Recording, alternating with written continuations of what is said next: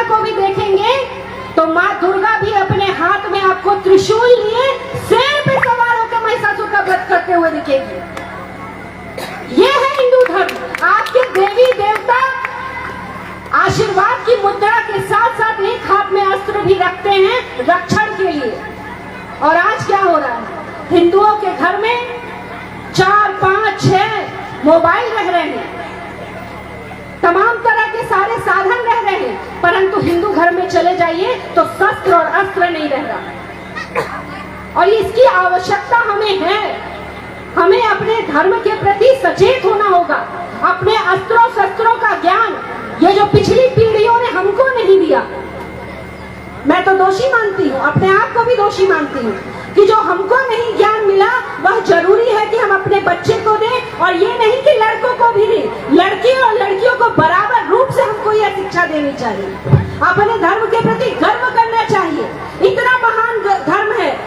कोई धर्म होगा वो 400 साल पहले का होगा, कोई होगा 1200 वर्ष पहले का होगा, कोई बहुत पुराना कोई होगा तो 2000 वर्ष पुराना होगा, परंतु आपके श्री रामचंद्र जी का जन्म ही 5000 वर्ष पहले का है।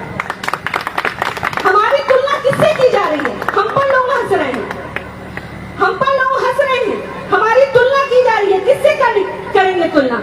हिंदू धर्म का तो जब से जीवन चलना शुरू हुआ तब से हम हिंदू धर्म के लोगों ने अपना जीवन जीना शुरू कर दिया था। जब वेस्ट के लोग खाना खाने का तरीका नहीं जानते थे तब हमारे यहाँ के ऋषि मुनि एस्ट्रोलॉजी में अपने ग्रहों की गिनती कर लिया करते थे। और आज हम अपने धर्म के प्रति इतने अचेत हो गए हैं कि हमें जात पात में हम बंटना, कौन जात पात में बांटता है मेरे भाई? एक राजनीतिज्ञों को, मैं भी राजनीतिज्ञ हूँ, मैं भी पॉलिटिशियन हूँ, मुझे भी राजनीति करनी है। एक नेताओं के अलावा आप कहीं चले जाइए कोई जात पात नहीं होती। आप अपनी बेटी की शादी, आप अपने बेटे की शादी चाहेंगे कि अपने ही जात में करें, कहीं कोई और जात पात नहीं होती। परंतु जब राजनीति की बात आ जाती है तो सबसे ज्यादा तोड़ने के लिए, हिंदू धर्म को तोड़ने के लिए जात पात लेकर चले आते हैं। इसलिए मेरा आप सभी से आग्रह है कि जब पहलगाम में गोली चली, मैं आप सभी भाइयों बहनों को याद दिलाना चाहती हूँ, 26 लोग मारे गए जम्मू कश्मीर में, पहलगाम में, और किसी से नहीं पूछा गया कि तुम्हारी जात क्या है, पूछा गया कि तुम हिंदू हो कि मुसलमान हो। और जिसने कहा कि हिंदू है, जिसको पाया कि हिंदू है, कपड़े उतार के जांचा कि हिंदू हो कि मुसलमान हो, जो जो हिंदू पाया गया उसको मारा गया। तो तुम्हारी पहचान, मेरी पहचान, मैं राजपूत होंगी, अपने घर में होंगी, परंतु जब हम समाज में निकले तो हमारे बोलचाल से, हमारे रहन सहन से, हमारे हर ढंग से यह प्रतीत होना चाहिए कि हम हिंदू धर्म के वाहक हैं, सबसे पुराने धर्म के वाहक हैं। हमारे भगवान को कोई गाली देकर यूं ही चला जाए, यह कतई स्वीकार नहीं होना चाहिए।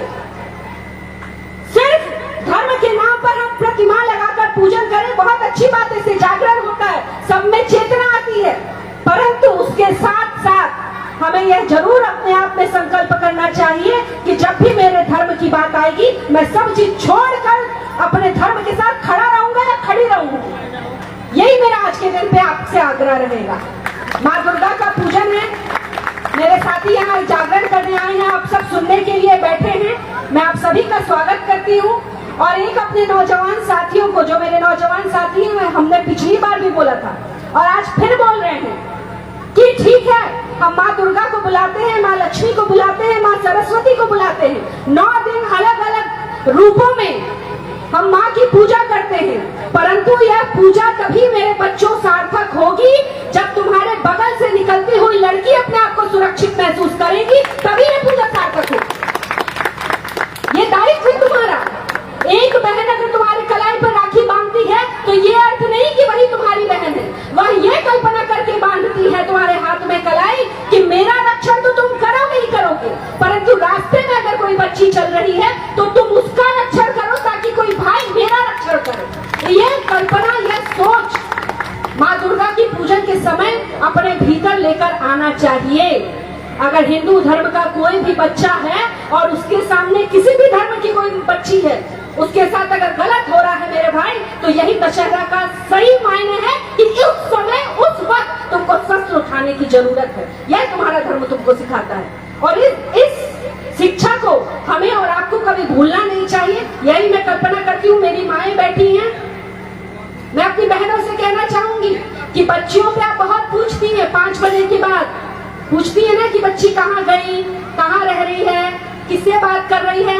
जितना आप पूछताछ अपनी बेटियों के साथ कर रही हैं, उससे कहीं ज्यादा पूछताछ अपने बेटों से करें कि तुम किसके साथ उठ रहे हो, किसके साथ बैठ रहे हो, तुम्हारी कंपनी कैसी है, या पूछताछ करें। आप ही के संस्कार समाज में परिलक्षित होते हैं।